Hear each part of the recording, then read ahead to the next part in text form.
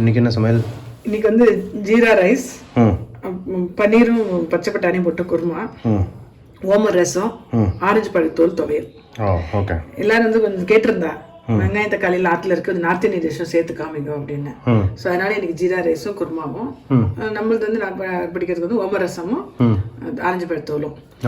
ஜீரா ரைஸ்க்கு வந்து 1.5 கிளாஸ் ஜலம், 1.5 கிளாஸ் வந்து அரிசி களைஞ்சி வச்சிருக்கேன். 3 கிளாஸ் ஜலம், அதாவது 1:2 ரேஷியோல ஜலம் விடணும்.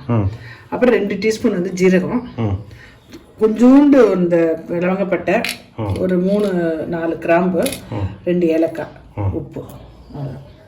ஜீரா ரைஸ்க்கு. ஆமாம். ஓகே. அடுப்பில் வந்து 2 ஸ்பூன் நெய், 2 ஸ்பூன் எண்ணெய் விட்டுருக்கேன். 2 கலந்து விட்டுருக்கேன். இது போட்டு இது பொரிஞ்ச உடனே ஜீரகத்தையும் போட்டு பொரிஞ்ச உடனே அரிசியும் போட்டு சாதம் போட்டு வைக்கிறேன். சிம்பிளானது இது. ஓகே. இதில் வந்து நெய்யும் எண்ணெயும் ரெண்டு கலந்துருக்கேன். ஆமாம், 2 ஸ்பூன் 2 ஸ்பூன் நெய், 2 ஸ்பூன் எண்ணெய் விட்டுருக்கேன். ஓகே.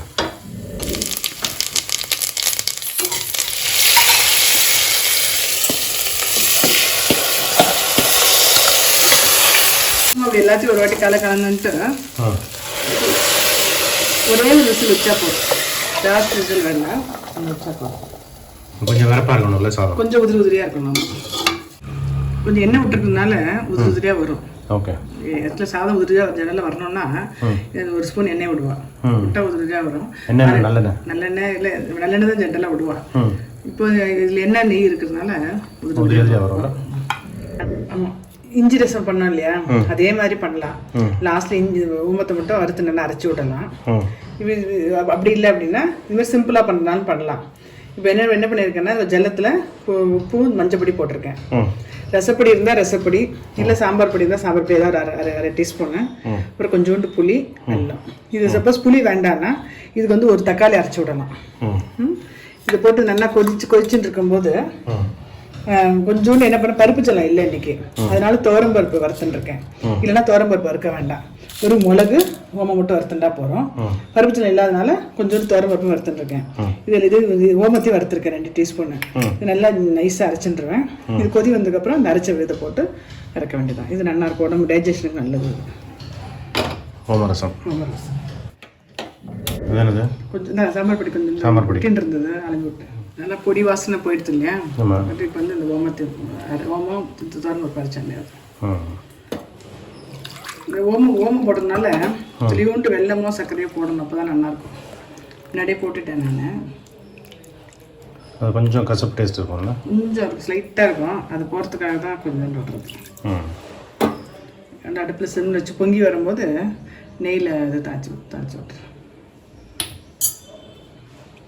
பொங்கிட்டு வருது இல்லையா, ஆஃப் பண்ணிடுறேன். எப்பயும் போல நெய்யில் கொஞ்சோண்டு கடுகு தாளிச்சு போட்டுட்டு கொத்தமல்லி இருக்கு போடுறேன், இல்லைன்னா கூட பரவாயில்ல, ஓம வாசனையே போகிறோம். ஆரஞ்சு பழத்தோல் துவையல். ஆமாம், எப்படி சாப்பிட்றதுக்கு பழம் வாங்குவோம் இல்லையா, இந்த கமலா ஆரஞ்சு, அதை எடுத்து இதில் வந்து இது கூட நல்லாயிருக்கும், குழம்பு கூட நல்லாயிருக்கும். நான் நார்த்தங்காய் குழம்பு வச்சுருக்கேன், அதே மாதிரி தான் உப்பு சாருன்னு சொல்லுவேன். நார்த்தங்காய் உப்பு சாருன்னு சொல்கிறோம் இல்லையா, இந்த மாதிரி நார்த்தங்காயில் இந்த கமலா ஆரஞ்சில் பண்ணால் அவ்வளோ நல்லாயிருக்கும். இது வந்து இந்த தோல் வந்து அவ்வளோ சொல்லுவா. அப்படியே நம்ம காய வச்சுட்டு தூக்கி போடாமல், எப்பயுமே தூக்கி போட மாட்டக்கூடாது. இதை காய வச்சுட்டோம்னா நம்ம இது சீக்காப்பில் இருக்கும்போது போட்டிருந்தேன் பாருங்க, அது போடலாம். இல்லை உடம்புல தேய்ச்சி குளிக்கிறது பைத்தம்பருப்பு போட்டிருக்கேன்ல, அந்த அதில் போடும்போது அதுலேயும் போட்டுக்கலாம். இது மாதிரி இது ரொம்ப இது வந்து அவ்வளோ ஒரு இது இருக்குது, சத்து இருக்குது, டேஸ்ட்டு நல்லாயிருக்கும். ஆரஞ்சு பழம் இது இப்போ இன்றைக்கி துவையல் பண்ணுறேன். ஓகே. அதுக்கு வந்து என்னென்னா கடுகு வேணும், கடுகு, உளுத்தம்பருப்பு, மிளகா வத்தல், புளி, ஆரஞ்சு பழத்தூள், கொஞ்சம் பெருங்காயம் வச்சுக்கலாம், அரைக்கமாக போட்டுக்கலாம். ஓகே.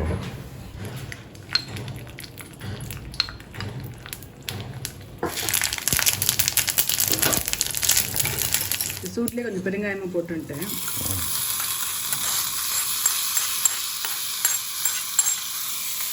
அப்படியே கொஞ்சம் இது வதக்கிட்டேன். அதையும் லைட்டாக வதக்கின்றேன், எண்ணெய் வதக்கின்றேன். இந்த எண்ணெயை விட்டு வதக்கின்றேன்.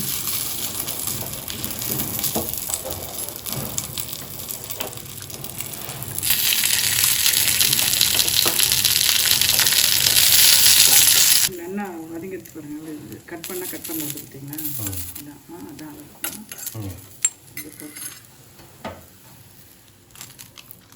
இப்போ ஜலம் விட்டு அரைச்சா துவையல் ஆகிடும். நான் அப்படியே பொடி பண்ணிக்கிறேன். ஏன்னா மிச்சம் இருந்தால் கூட நாளைக்கு வச்சுக்கலாம், கெட்டு போகாது. இந்த ஜலம் விட்டு அரைச்சிட்டேன்னா கெட்டு போயிடும். ஸோ ஜலமே விடாமல் அப்படியே குறைக்குறன்னு அரைச்சி வச்சுக்கிட்டோம்னா மோர் ஜாத்துக்கு நல்லாயிருக்கும். பொடி மாதிரியா? பொடி மாரி பண்ண போகிறேன். அப்படியா? ஆமாம், பொடி மாரி பண்ணால் சாத்து கூட கொஞ்சம் பிடிச்சவா போட்டுக்கலாம். இந்த மாதிரி அந்த ஆரஞ்சு ஸ்மெல் பிடிச்சவா பண்ணி சாப்பிட்டுக்கலாம். பொடியை கொஞ்சம் வச்சுன்னு கொஞ்சம் துவையல் பண்ணுவியா? இல்லை, ரெண்டும் எல்லாம் பொடி பண்ணி வச்சிடலாம்னு நினச்சிருக்கேன். ஓகே, நல்லா இருக்கும். மோர் ஜாத்து அப்படியே பொடி போட்டு சாப்பிட்லாம். மிச்சம் தான் நாளைக்கு வச்சுக்கலாம். அதனால் இது செலவாகுமான்னு டவுட்டாக இருக்குது. ஓகே, அதனால் தொக்கு மாதிரி தான் இருக்குல்ல? கொத்தமல்லி தொக்கு மாதிரி இருக்கும். ஓகே, ஆனால் ஆரஞ்சு ஃப்ளேவராக சூப்பராக இருக்கும்.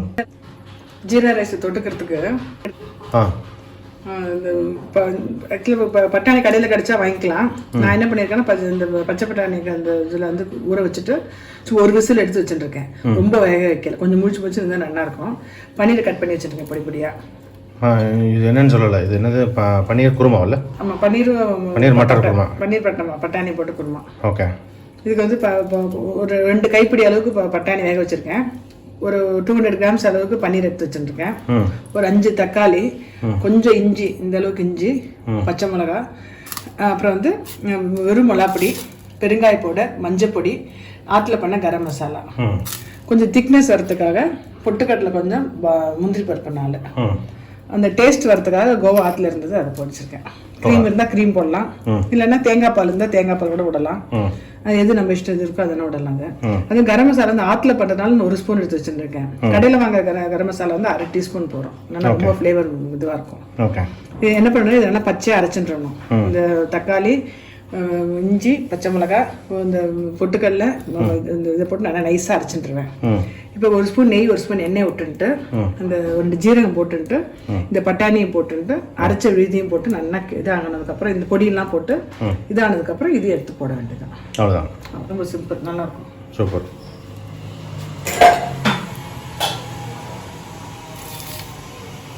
இது எப்படி பொடி பொடியாக அழகாக கட் பண்ணிட்டுருக்கேன்? எப்படி கட் பண்ண? ஃப்ரீசரில் வச்சுட்டோம்னா மேலே இருக்கும், நல்லா கட்டியாகிடும். ஓகே, ஃப்ரிட்ஜில் அப்படியே கட் பண்ணணும். இப்போ நமக்கு ஃப்ரெஷ்ஷாக வேண்ட பட்டாணியாக இருந்தால் இப்போ போட வேண்டாம், லாஸ்ட்டில் போட்டால் போடுறோம். இது வந்து ட்ரை இந்த பட்டாணினால அவ்வளோ சாஃப்ட் ஆகாது. என்ன பட்டாணி? நம்ம வந்து அதில் தானியங்கள் கிடைக்கிறது வாங்கி ஊற வச்சிருது, ட்ரை பட்டாணி. இது அது வந்து கொஞ்சம் ஒரே ஒரு விசில் வச்சு எடுத்துருக்கேன், பாதி வந்துருக்கு. இதெல்லாம் போடும்போது மிச்சம் வந்துடும். அது ரொம்ப குழையக்கூடாது, குழைஞ்சா நல்லா இருக்காது.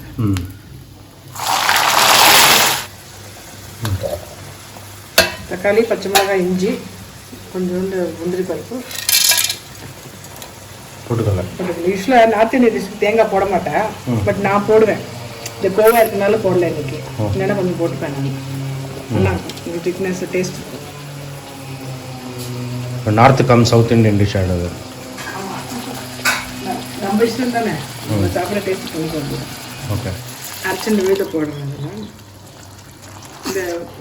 இந்த தக்காளி ஒரு மாதிரி இந்த லைட்டாக ஆரஞ்சு கலரில் இருக்கு இல்லையா, இது நல்லா இதாகி நல்லா ரெட் கலரில் ஆகும். அது இருக்கும் நல்லா அப்படியே வைக்கணும். கலர் மாறுற வரைக்கும்.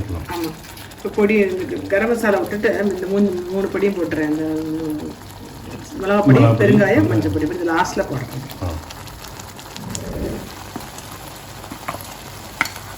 காரம் எவ்வளோ வேணுமோ அதுக்கு, இந்த பச்சை மிளகா 2 தான் வச்சுருக்கேன் இல்லையா, ஸோ காரம் எவ்வளோ வேணுமோ அந்த அளவுக்கு போட்டுக்கலாம்.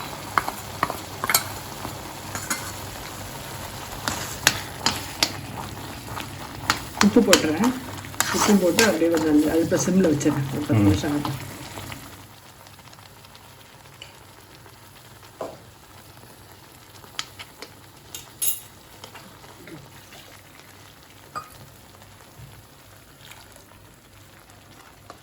கொஞ்சோண்டு ஒரு 2-3 ஸ்பூன் எண்ணெய் விட்டுருக்கேன். எண்ணெய் விட்டுன்ட்டு இந்த பன்னீர் அப்படியே போட்டு வைக்கிறேன். கொஞ்சம் அப்படியே இதுவாகும், ஃப்ரை ஆகும் லேசாக. ரொம்ப நேரம் வச்சா அப்படியே இதாகிடும். ஒரு 5 மினிட்ஸ் கொதிச்சு லாஸ்ட்டாக ஊற்றிக்கு அப்படியே போட்டுடலாம். பெருசாக இருந்தால் நல்லா அப்படியே ஒன்று ஒன்றா போட்டு ஃப்ரை பண்ணலாம். பொடி பொடியாக கட் பண்ணதுனால அப்படியே வச்சுருந்துட்டு அப்படியே போட்டுருங்க. அது கொஞ்சம் நேரம் ஃப்ரை ஆகணுமா? ஆமாம், ஃப்ரை ஆகணும். சிம்மில் வச்சுருக்கேன். ஆகட்டும். வச்சுட்டு தக்காளி கலர் வந்து தக்காளி கலர் வந்துட்டு இப்போ இந்த கோவா போட்டுருங்க. இது போடணுன்னு அவசியம் இல்லை, ஒரு திக்னஸ்க்காக இருக்கேன்னு போட்டேன். இல்லைன்னா க்ரீம் ஆற்றுல இருந்ததுன்னா அந்த பால் ஏடு இருந்தால் போடலாம். இல்லைன்னா இந்த முந்திரி கொஞ்சம் ஜாஸ்தி பண்ணிக்கலாம். ஓகே, இதெல்லாம் கொஞ்சம் கரையட்டும். கரைஞ்சதுக்கப்புறம் இந்த பன்னீரை போட்டுருவோம். அவ்வளோதான் ஆயிடுச்சு. இந்த நம்ம முன்னாடி கரம் மசாலா பொடி பண்ணோம். அது வச்சு டிஷ்ஷெலாம் காமிக்கலன்னு சொல்லிட்டே இருந்தேன். இப்போ இது போட்டுருக்கோம். சூப்பர். நல்ல ப்ரெசன்ஸ் ஆஃப் மைண்ட் வச்சு அவருக்கு. வந்து இதையும் போட்டுறேன் நான். பன்னீரில்